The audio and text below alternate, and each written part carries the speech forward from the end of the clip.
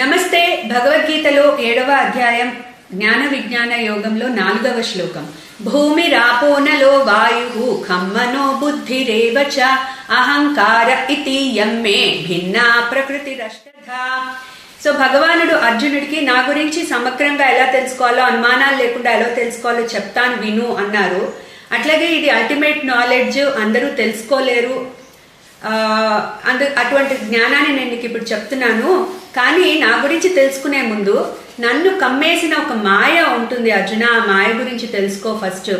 ఎందుకంటే భగవానుడు ఈ సృష్టి చేయడానికి ఆ మాయ ద్వారానే ఆయన వ్యక్తమయ్యి, అవ్యక్తమైన పరమాత్మ ఆ మాయ ద్వారా వ్యక్తమయ్యి ఇంత సృష్టిని ఆయన కొనసాగిస్తున్నారు.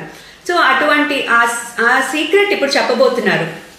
సో ఏమంటున్నారంటే, భూమి రాపోనలో వాయు ఖం మనో బుద్ధిరేవచ అహంకార ఇతి యమ్మే భిన్నా ప్రకృతిరష్టధా. సో నా యొక్క మాయని ప్రకృతి అంటారు అర్జున.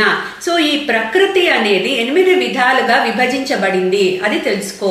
సో ఫస్ట్ ఏమంటున్నారు, 5 చెప్తున్నారు. భూమి, నీరు, అగ్ని, వాయు, ఆకాశము, ఇవన్నీ కూడా వాటి సూక్ష్మ స్థితిలో ఫస్ట్ వచ్చినాయి. సో ఈ 5 గురించి చెప్తున్నారు. తర్వాత అహంకారము, మనస్సు, బుద్ధి. సో ఈ 5 తన్మాత్రలు, ఈ 3 మనస్సు, అహంకారము, బుద్ధి, ఈ 3 కలిపి 8. సో ఈ 8 విధాలుగా నా ప్రకృతి విభజించబడింది అర్జున, ఇది తెలుసుకో. సో ఇక్కడ మనం కొంచెము ఈ తన్మాత్రలు ఎలా వచ్చాయో కొంచెం చూద్దాం. ఫస్ట్ అవ్యక్తమైన పరమాత్మ నుంచి ప్రకృతి వచ్చింది. సో అది కూడా అవ్యక్త స్థితిలోనే ఉంటుంది, అంటే కనపడదు, మేనిఫెస్ట్ అవ్వదు. ఆ అవ్యక్తమైన ప్రకృతి నుంచి ఫస్ట్ ఏదొచ్చింది, మహత్ వచ్చింది, అది బుద్ధి అని అంటారు. సో అది కూడా కాస్మిక్ లెవెల్లో ఉంటుంది.